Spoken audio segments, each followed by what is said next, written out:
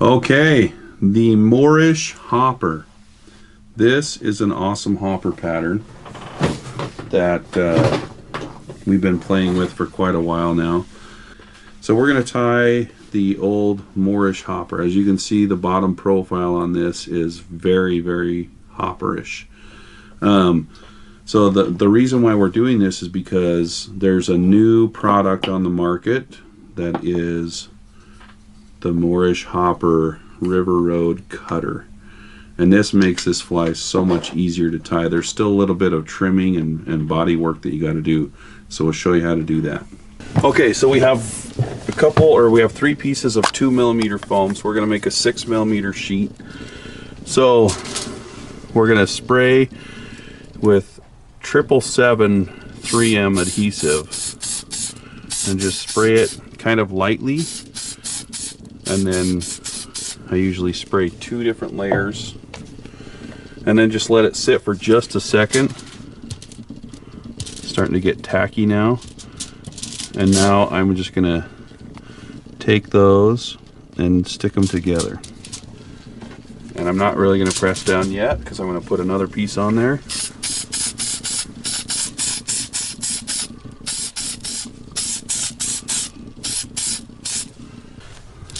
Let it sit for just a second. And then you just put that on there nice. And then you squeeze it all together. And ideally you'll stick it under like a book or something to let it sit for a while. I have curry stains on my fingers. Indian food. Nice.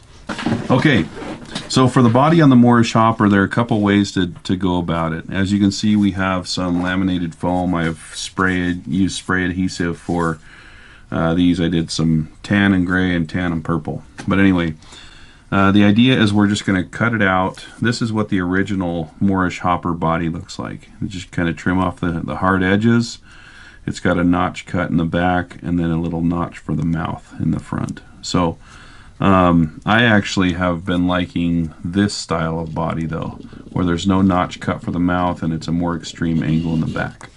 So we'll show you how to do that. We're going to do it with this piece of foam here. So basically this is a size 8 cutter. I'm going to put it here and just kind of push down firmly. And once I've pushed down, I kind of rotate it back and forth to make sure those blades cut all the way through. Now the opening on the blade is on this side. So I'm going to lift this side up first and then kind of wiggle it and it will pull that body out. If not, the body will stay in here and you have to pick it out with a pin, which is not really a big deal. And then you just pull it out like this. So as you can see, it's a pretty blocky body as is. The next thing is we're going to trim this body. You need some scissors with straight blades, no serrated blades, because I'm just going to kind of move it up into the foam. So this is the Tiemco deer hair scissor that works really well, and these are the tungsten razor scissors, which are obviously awesome. They're just a little bit more expensive. So I'll show you with these jobbers. I want the bottom of the hopper to be gray, and my first cut is going to actually be at an angle. So I'm going to come from down here and I'm going to cut up like this, as opposed to just cutting it straight and just kind of taking off the sharp ends. So from here I'm going to start up above the notch up here, and I'm going to start cutting, and I should cut all the way through the gray piece to the tan piece. I'm going to do the same thing on this side. So I might have to come back here and trim it, and then also I have a little notch right here that doesn't taper naturally, so I'm just going to come in with my scissors and trim that off. So that makes a nice, tapered shape to the back. Up here I'm just going to take off the hard edges in the front. And on the top, I'm going to take off even less foam.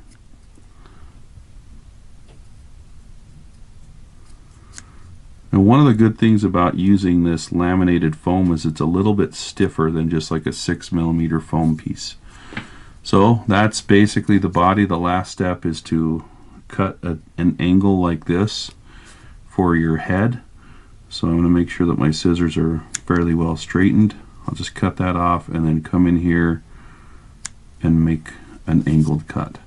So that's the body, and as you'll see here, I have a whole bunch of different bodies pre-cut and indicators pre-cut, ready to tie a bunch of flies. Once we have the body cut out, we're going to use a Tiemco 5262 hook. So it's a little bit heavier shanked hook, and the reason why we want a heavier shanked hook is so that it turns the foam over and makes it ride correctly.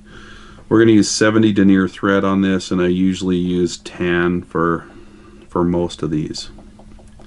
So instead of laying down a nice smooth layer of thread, I'm actually going to clump it up and make it bumpy, because we want a base so that we can glue this body on.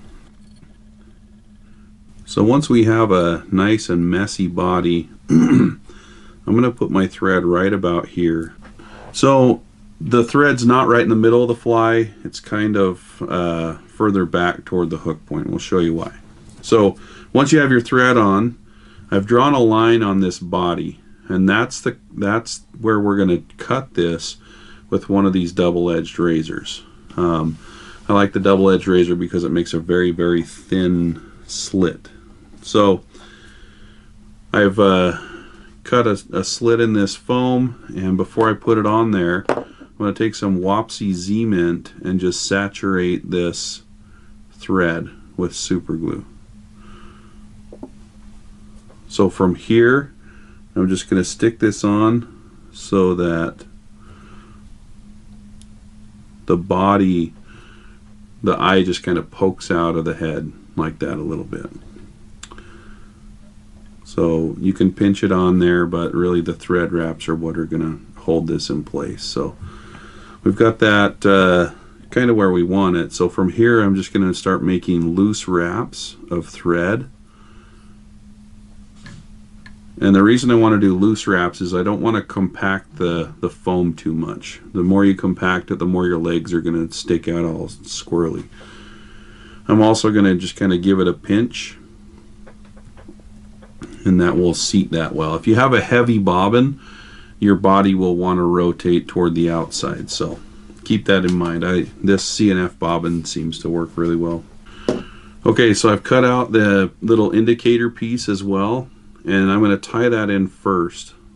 And the reason I tie it in first is because I don't want to put too many wraps of thread around the legs, because the more wraps of thread I put on, the more ski-wampus they get. So I'll just tie that in with 2 or 3 wraps and let that sit right on top. Okay, we're going to make the legs for the hopper now. Now, as you've seen with some of the Morrish hoppers, you've got knotted legs that are separate. So with this one, as you can see, the legs are kind of ski-wampus. It's hard to get them to sit correctly. And so they're 2 separate legs with a knot, and you've got to try to figure out that angle. So that's the hardest part of this. So we're going to show you an easy way to get a good angled leg. So you take this type of round rubber. It's all stuck together. This is enough for several hundred hoppers. And you pull off 2 strands of it, just like this. So I've got 2 strands. And what I'm going to do is I'm going to tie a very loose overhand knot right in the end of that. Okay? So into this overhand knot, I'm going to take a piece of centipede leg and I'm going to put that up through the hole. I need to loosen that a little bit. So I'm going to take this and put it up through the hole. I'm going to have that lay right along the side of these 2 rubber legs coming out the end. I'm going to gently pull tight on that, and then I'm going to adjust this back onto the side, and I'm going to pull tight again. And then very critical here, that knot will want to come undone. So I'm going to take a little bit of super glue and I'm going to dab the super glue on. Well, I'm actually going to tighten it up just a little bit more, but I'm going to dab the super glue on both sides of this knot, right here and then right here. And this side is the most important because there's a trick to be able to get the angle to sit right on your hopper leg. So now I'll just trim off those 2 pieces, so we just have a piece of centipede leg coming out. Now that's a pretty good angle. But if your angle's not as extreme as you want, you basically pinch that in your fingers. There's a little bit of super glue, and you make it the angle that you want, which is basically almost a 90-degree angle. So as you can see, I'll just lay that down. That's the angle that I want for that. So if I trim that leg, I'll trim it a little bit longer on purpose, but I'll be able to put that leg on a hopper and it will sit nice and upright. So here's a good example of that type of angle on the leg. So this is for a size 8. I go with 2 on the lower leg and 1 on the upper leg. For a size 6, I like 3 on the lower leg and 1 on the upper leg. And then for the size, or this is for 8 and 12, and then, or sorry, 8 and 10, this one right here.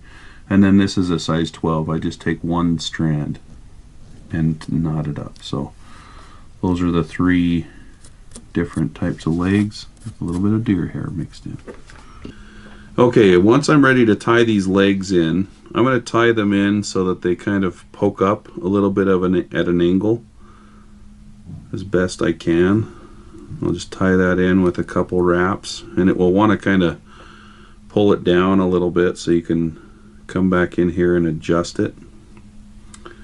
And that is going to create the perfect angle for these legs. And I'll show you a little bit later how to suck these legs in a little bit so they don't poke out so far.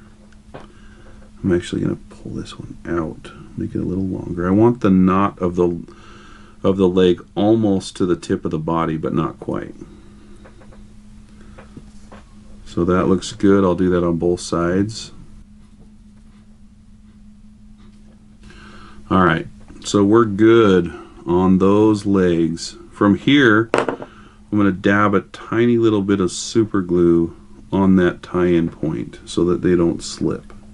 And as you can see, I've trimmed down the brush on this Z-Mint brush so that it's very fine. I can get right in there. From here, I'm going to trim off those back legs.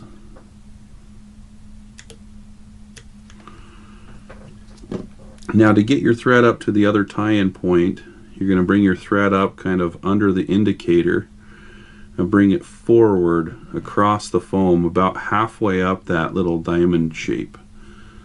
So once we get about right here, I'll tie down, create a little bit of a segment, and then I'll pull that indicator over and tie that down as well. So as you can see, my hook, or the body's rotating a little bit around the hook. That's fine because we're going to come up underneath it and super glue it all in place. All right, this is probably the trickiest part of the fly. So I'm just going to take one of these legs, I'm going to tie it in an overhand knot, and I'm going to tighten it, but I'm not going to over tighten it. And there's kind of a fine balance. That's the angle that I want there. So once I get the nice angle that I want, I'm going to super glue it, and then just kind of dab off the excess with my fingers. So I'm going to do 2 of those. When I'm ready to tie these in, something interesting happens. My thread is winding around the fly this way. So if I tie this in, this is going to want to rotate the leg the way that the thread is rotating around the fly. So as you can see, I want the leg to sit about at this angle. So what I'm going to do is I'm going to tie it in like this so that the natural rotation of the thread is going to tie it down into place. Let's have a look. So you can see how that is the angle that I'm looking for. The thread automatically did that for me. So I'm going to try to repeat that on the other side. But because the other side of the fly, the thread is wrapping toward the top, I'm going to tuck this underneath the fly like this.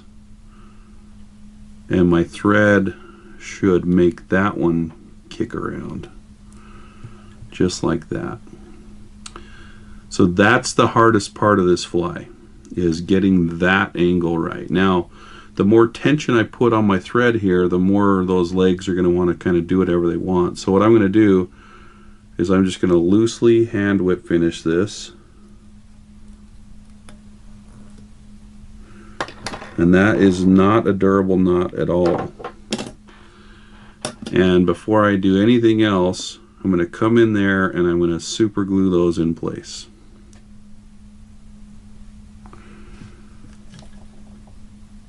So those are super glued, and while I have it, I'm just going to touch up the bottom here.